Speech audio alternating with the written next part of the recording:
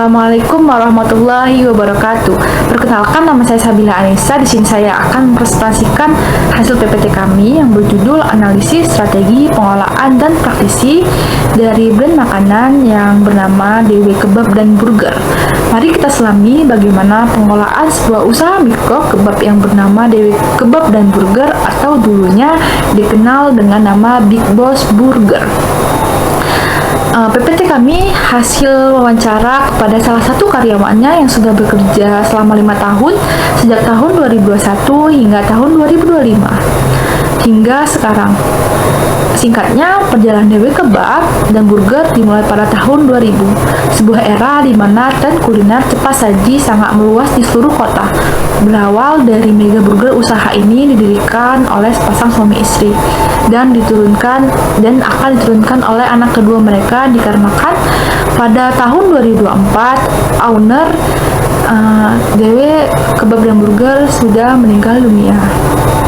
Tetapi mereka selama bertahun-tahun berhasil membangun usaha mikro mereka dikarenakan memiliki strategi yang cerdas dan konsisten. Mari kita lihat bagaimana mereka menjalankan bisnis mikro mereka. Singkatnya, berawal dari DW Kebab dan Burger ini membuat sendiri sebagian besar bahan baku mereka, seperti roti. Mereka tidak cuma beli di luar, tapi juga memproduksi sendiri. Jadi, DW Kebab dan Burger ini memiliki pabrik roti mereka sendiri. Manfaatnya, mereka tidak terlalu bergantung pada pemasok di luar. Ini bikin mereka lebih stabil dan mengontrol kualitas dari mereka, dan juga hemat biaya dan skalabilitas mereka dengan biaya per unitnya menjadi lebih murah dalam jangka waktu yang panjang. Ini dapat mempermudah skalabilitas mereka ketika mereka memutuskan untuk membuat cabang baru. Dan mereka memiliki pengelolaan operasional yang sangat bagus dalam dedikasi untuk kualitas dan efisiensi, di mana ini adalah dua pilar penting dalam bisnis makanan. Mereka memiliki standar dalam penyimpanan daging, sosis, telur, maupun sayuran. Produksi optimal mereka menargetkan penjualan hingga 300 sampai 400 per hari. Ini bukanlah angka-angka yang main-main. Artinya mereka punya alur kerja yang sangat efisiensi dan terhadap resiliensi operasional mereka. DW Kebab ini setelah pendirinya meninggal, mereka tidak berhenti ataupun runtuh. Kenapa? Karena struktur operasional mereka yang kuat itu dan tidak bergantung pada suatu orang. Mereka menyalurkan pengetahuan dan cara kerja diwariskan dengan baik ke generasi-generasi berikutnya. Salah satunya kepada anak kedua mereka yang sekarang menjalankan bisnis DW Kebab dan Burger ini sangat berjalan lancar. Bagi cukup sekian presentasi dari saya, dan selanjutnya akan dilanjutkan oleh Naya, rekan saya. Oke, kali ini saya, Naya, akan menjelaskan lanjutan dari PPT-nya yang mengenai pengelolaan sumber daya manusia. Awalnya, usaha ini tuh dikelola oleh pasangan suami istri tersebut, yang dimana akhirnya penambahan dari sumber daya manusia seperti perekrutan dari pegawai ini menjadi pilihan karena semakin tinggi, semakin meningkatnya suatu usaha, maka semakin penting pula sumber daya manusia itu. Salah satunya adalah perekrutan karyawan. Nah, kenapa? Hal ini juga menandakan kalau usaha tersebut memberikan delegasi yang penting dalam pertumbuhan usaha itu sendiri. Nah, dalam delegasi itu bukan hanya sekedar perekrutan usaha aja, tetapi transisi dari mewarisi kepemimpinan itu juga penting. Nah, di sini adalah poin pentingnya, di mana ayahnya ini mewarisi bukan hanya segi pengelolaannya, tetapi ilmu-ilmu operasional, resep, dan yang paling penting itu etos kerja, yang dimana terbukti kalau etos kerja ini dapat mengambil atau memanggil si pelanggan-pelanggan yang setia gitu. Nah, selanjutnya kita akan ngebahas gimana sih pengelolaan pemasaran dalam DW Kebab dan Burger ini.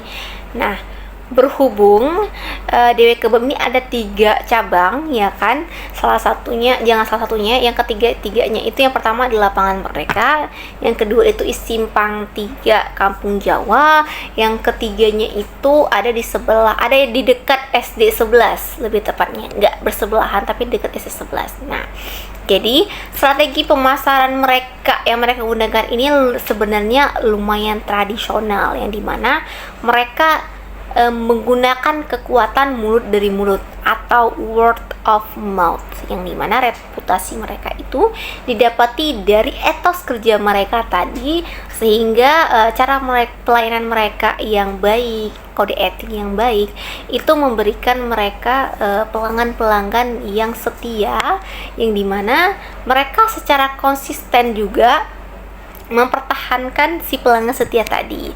Nah, yang jadi bukti kuatnya juga adalah pemasaran organik ini seperti biasa, karena tradisional udah pasti dari mulut ke mulut, dan juga mereka sangat menjaga kualitas dari produknya ini. Ini sangat konsisten sekali mereka jaga, dan bukan hanya dari segi produknya aja, harganya juga mereka jaga. Jadi bisa dibilang produk termurah saat ini kebab burger itu adalah di Dewi Kebab dan Burger, yang dimana harganya itu terjangkau banget, mulai dari 10.000 sampai 16.000. Dan juga durasi dari operasional yang cukup lama ini, yang dimana ketika mereka menggunakan mengkonsistenkan harga-harga terjangkau tersebut, akhirnya membangun kepercayaan dan reputasi mereka, yang dimana reputasi itu tidak ternilai ya kan, karena kesetiaan pelanggan tadi juga, bagaimana mereka konsisten dalam melaksanakan sehingga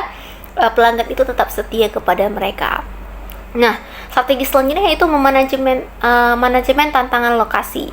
Sebenarnya dalam pengelolaan pemasarannya itu mereka ada sedikit tantangannya, yaitu dimana masih menggunakan metode tradisional kayak tadi mulut dari mulut ke mulut gitu. Nah, itu tuh bisa sebenarnya kok di Kota Langsa, itu bisa sebenarnya. Cuman dengan dunia yang penuh dengan teknologi ini, jika mereka menggunakan sosial media, itu mungkin jangkauan mereka bakal luas banget, karena sejauh ini juga cabang mereka sudah buka cabang ketiga. Dan walaupun memang kalau kita lihat cabang ketiga ini agak tertutup dia, tapi sebenarnya nggak tertutup juga, mungkin karena cabang ketiga ini baru mereka mulai gitu, jadi butuh tahap-tahapan untuk sampai ke puncak. Baik, di sini saya akan melanjutkan penjelasan dari Naya, yaitu pengelolaan keuangannya. Dari modal yang mereka persiapkan itu sebesar 10 juta, menunjukkan investasi awal yang substansial untuk skala usaha mikro ini, terutama karena sebagian besar dialokasikan untuk pembangunan pabrik roti. Ini adalah indikasi pengelolaan keuangan yang berorientasi pada pembangunan aset yang produktif, berfokus pada harga kompetitif dengan rentang harga 10-16 juta. Manajemen harga mereka jelas berorientasi pada penetapan harga yang mudah diakses, sebuah strategi efektif untuk menarik volume penjualan yang tinggi. Nah, kesimpulannya, Dewi Kebab dan Burger adalah cerminan dari pengelolaan usaha mikro yang tangguh dan cerdas, karena mereka berhasil membangun fondasi produksi yang kuat melalui integrasi hulu. Yang kedua, menjaga konsistensi kualitas yang tak terbantahkan. Yang ketiga, mengembangkan loyalitas pelanggan melalui reputasi dan nilai. Yang keempat, menunjukkan resiliensi luar biasa dalam menghadapi tantangan termasuk transisi kepemimpinan. Meskipun mereka telah sukses besar dengan pendekatan tradisional, peluang inovasi dalam pengelolaan pemasaran digital tetap terbuka lebar. Mengintegrasikan platform daring dan strategi media sosial bisa menjadi langkah logis berikutnya untuk mengukuhkan posisi mereka di pasar yang semakin dinamis. Sekian presentasi hasil PPT kami. Mungkin terdapat banyak kesalahan atau kehilafan atau yang kurang jelas. Kami mohon maaf. Kami akhiri. Assalamualaikum warahmatullahi wabarakatuh.